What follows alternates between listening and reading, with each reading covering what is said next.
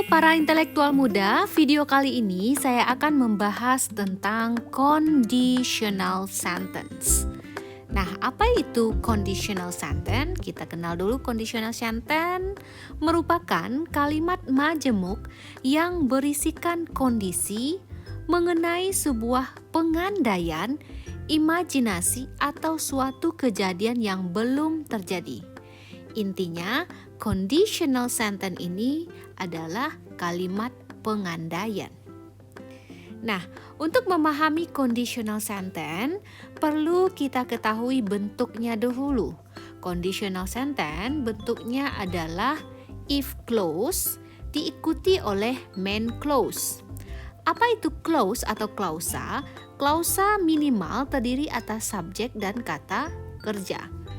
Dan di sini juga ada subjek dan kata kerja, berarti ada dua klausa if clause dan klausa main clause.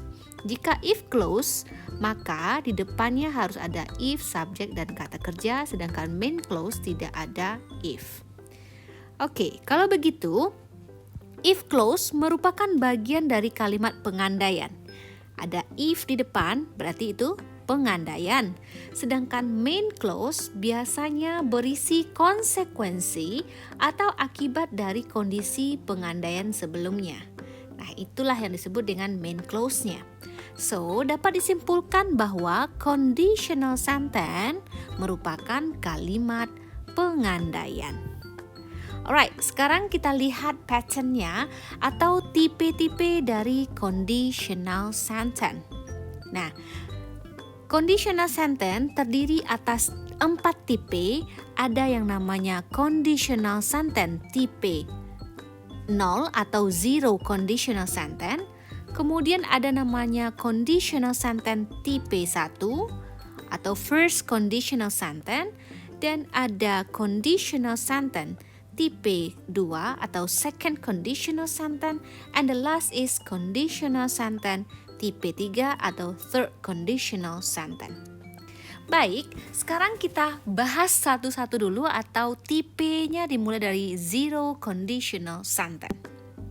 Nah, kita kenal itu apa itu zero conditional sentence. Zero conditional sentence merupakan kalimat yang digunakan ketika hasil atau konsekuensi dari kondisi terwujud alias memaparkan sebuah kebenaran atau general truth atau fakta ilmiah. Jadi intinya ini benar terjadi atau kebenaran.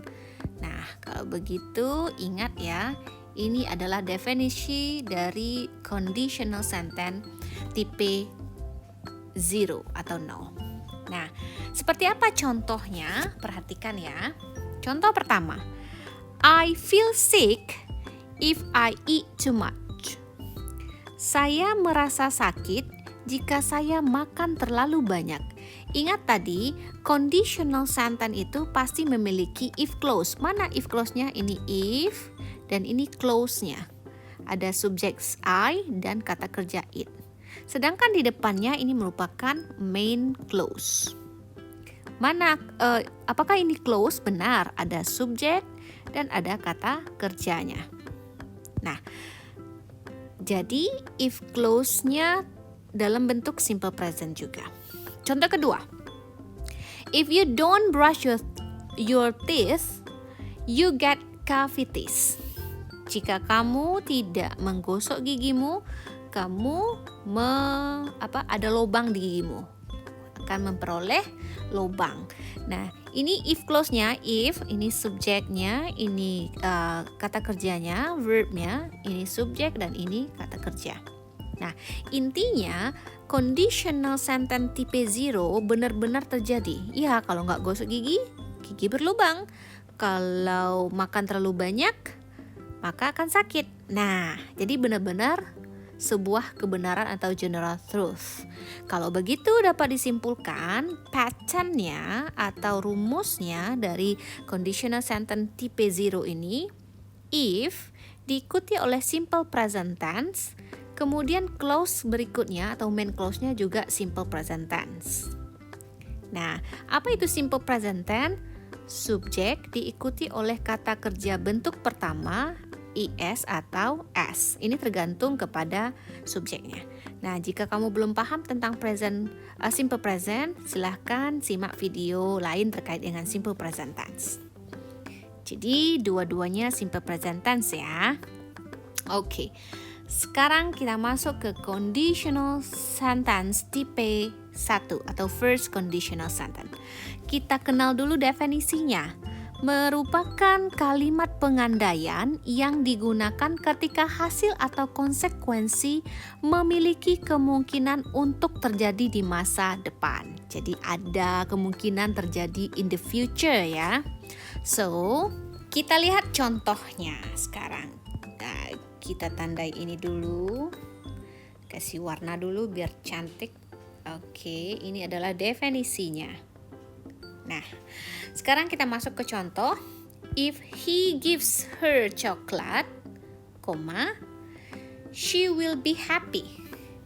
Jika dia laki-laki memberi dia perempuan coklat, dia perempuan akan bahagia. Ingat tadi, ada kemungkinan terjadi di masa depan. Jika kasih coklat, dia akan bahagia. Contoh kedua, if it doesn't rain, we will go to the library. Jika tidak hujan, kita akan pergi ke pustaka. Enggak hujan, akan pergi ke pustaka untuk kejadian masa depannya. Nah, sekarang apa beda tipe 0 dengan tipe pertama? Kalau tipe 0, kedua-duanya simple present tense, baik if clause maupun main clause. Sedangkan tipe 1, perhatikan, setelah if, clause pertama, if clause-nya itu adalah bentuk simple present tense. Berarti subjek diikuti oleh kata kerja pertama atau kata kerja berakhiran is atau kata kerja s. Mana dia? He gives. Kalau ini negatif, maka menggunakan does atau do. Doesn't atau don't. Nah, ini subjeknya, ini doesn't ya, sorry. Ini subjeknya, ini yang berakhiran is-nya. S ya. If simple present tense. If clause. Nah, kalimat atau clause keduanya atau disebut dengan main clause, klausa kedua, klausa minimal ada subjek, ada kata kerja. Maka dia harus dalam bentuk simple future. Simple future ditandai dengan modal will atau boleh dalam bentuk kalimat imperatif. Nah, simple future ini apa rumusnya? Subjek diikuti oleh will sebagai contoh di sini ya, modal will. Maka dia contoh di atas subjek will. Will-nya diikuti oleh kata kerja bentuk pertama. Setelah itu, ini subjek, ini will be. Kenapa be? Karena ini adjektif. Nah, yang penting ini adalah penanda bahwa kalimatnya bukan verba. Dan satu lagi kamu ingatnya penting ini, subjeknya dan will. Subjeknya dan will. So, saya ulangi lagi bahwa tipe 1 harus if clause-nya simple present, kemudian main clause-nya dalam bentuk simple future atau future dengan menggunakan modal will. So, gampang bukan? Kita masuk ke tipe kedua, conditional sentence tipe kedua. Kita baca dulu definisinya. Conditional sentence tipe kedua merupakan kalimat pengandaian yang digunakan ketika hasil atau konsekuensi hanya memiliki harapan terwujud, walaupun kemungkinannya sangat kecil. Jadi ini sebuah harapan saja ya. Saya berharap, nah begitu. So, kita tandai dulu biar cantik. Ini definisi dari conditional sentence tipe kedua, di mana hanya memiliki harapan untuk terwujud, kemungkinan terjadinya sangat kecil. Kita lihat contoh. If I were you, I would continue my study. Jika saya kamu, saya akan melanjutkan sekolah saya. Berarti intinya saya bukan kamu. Kan hanya mengandaikan. Kan hanya berharap kalau saya kamu. Nah, begitu. Nah, jangan bingung. Loh, kok I ketemu where? Seharusnya dalam past itu I itu was ya. Kenapa di sini bukan was tetapi were? Untuk conditional sentence tipe kedua, nah, apapun subjeknya kita tetap menggunakan were. Nah, begitu, harus diingat. Oke, nanti dimasukkan ke sini akan nampak ya. Contoh kedua, if I had time, I would go with you. Jika saya punya waktu, saya akan pergi denganmu. Apakah saya punya waktu? Tidak, berarti saya nggak punya waktu. Makanya ini hanya harapan. Kalau saya punya waktu, saya pergi. Tapi pada kenyataannya saya nggak punya waktu. Nah, begitu. Itulah disebut dengan conditional sentence tipe kedua. Nah, rumusnya dari contoh ini dapat kita simpulkan. Pattern atau rumusnya adalah if clause-nya. Ini, if-nya harus diikuti oleh simple past. Simple past itu ciri-cirinya subjek diikuti oleh verb kedua. Mana dia? Ini, subjek bentuk kedua. Atau kalau dia nominal sentence tidak ada kata kerjanya, verbnya tidak ada, maka kita gunakan were. Nah, mana dia were ini? Karena ini bukan kata kerja, ini kata benda atau pronoun, maka kita gunakan were. Nah, jadi ingat tadi, apapun subjeknya, maka tetap menggunakan were. Mau dia subjeknya I, she, he, tetap kita pakai were. Atau kalau dia kata kerja bentuk kedua. Nah, setelah if clause-nya dalam bentuk past tense, main clause-nya harus dalam bentuk apa? Ini, subjek diikuti oleh would, could, might, kemudian bare infinitive. Subjek, would, nih, boleh could, boleh might, terserah. Kemudian bare infinitive itu mana? Ini loh, nih.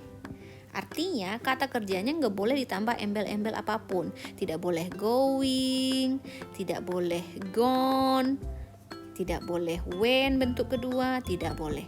Harus bentuk pertama atau disebut yang benarnya adalah bare infinitive. I would, I could, I might. Yang penting di belakangnya bare infinitive. Gampang ya? So, jika saya kamu, saya mau jalan-jalan ke luar negeri, berarti saya nggak kamu, dan saya nggak punya uang kali ya. Oke, kita lanjut ke conditional sentence tipe ketiga. Ini yang terakhir loh. Kita baca dulu definisinya. Conditional sentence tipe ketiga ya. Kalimat pengandaian ketika sebuah kondisi tidak mungkin terwujud sama sekali. Hal ini bisa digambarkan karena kondisi yang sangat mustahil atau hanya sebuah mimpi atau imajinasi saja. Berarti, benar-benar mengandai dan hal yang mustahil terjadi dan hanya mimpi, hanya imajinasi, tidak mungkin terwujud sama sekali. Itu intinya loh. Jadi ini yang perlu distabilo. Oke, kemudian kita garis juga supaya nampak bahwa ini definisi dari conditional sentence tipe ketiga. Baik, sekarang kita masuk ke contoh. If you had remembered to invite me, I would have attended your party. Jika kamu mengingat untuk mengundang saya akan menghadiri pestamu. Jadi, apakah kamu ingat? Tidak ingat. Apakah saya menghadiri pestamu? Tidak. Berarti ya benar-benar nggak terwujud. Begitu. Oke, contoh kedua ya. If I had cleaned the house, I could have gone to the movie. Jika saya sudah membersihkan rumah, saya barangkali pergi ke movie. Movie artinya ke bioskop. Saya barangkali ke bioskop. Berarti saya belum membersihkan rumah dan saya tidak mungkin pergi ke movie atau bioskop untuk nonton movie ya, film. Nah, jadi benar-benar hal yang tidak mungkin terwujud. Kalau begitu, perhatikan dari contoh ini dapat kita tarik kesimpulan pattern-nya atau rumusnya. if clause-nya. If clause-nya dalam bentuk perfect, past perfect. Apa aturan atau rumus past perfect? Subjek diikuti oleh had, diikuti oleh kata kerja bentuk ketiga. Mana dia? I, subjek, had, kemudian clean-nya bentuk ketiga. Itu aturan dari past perfect. Kemudian main clause-nya, ini main clause. Ya. Main clause-nya itu menggunakan would, should, could, might, terserah mau pilih yang mana, diikuti oleh have dan diikuti oleh past participle. Past participle itu adalah bentuk ketiga. Sama dengan bentuk ketiga. Jadi mana ini subjek, ini could, should, would, might-nya, kemudian have-nya, kemudian ini bentuk ketiga atau disebut dengan past participle. So, gimana? Gampang bukan? Oke, nah jika kamu kesulitan memahami, sebaiknya kamu harus memiliki kemampuan menguasai tenses-tenses seperti past perfect, kemudian simple past tense, kemudian kamu harus juga menguasai present atau simple present, dan juga menguasai simple future atau tensesnya future tense. Okay, so kalau kamu udah menguasai tenses itu akan lebih gampang memahami tipe conditional sentence, di mana ada zero conditional, kemudian tipe 1, tipe 2, dan tipe 3. Oke, sekian dulu pembahasan tentang conditional sentence. Semoga pembahasan saya ini bermanfaat dan dapat kamu gunakan dalam kehidupan sehari-hari, dan kamu bisa menjawab soal-soal TOEFL, IELTS, dan ya semua soal-soal yang terkait dengan conditional sentence. See you for the next video. Bye-bye.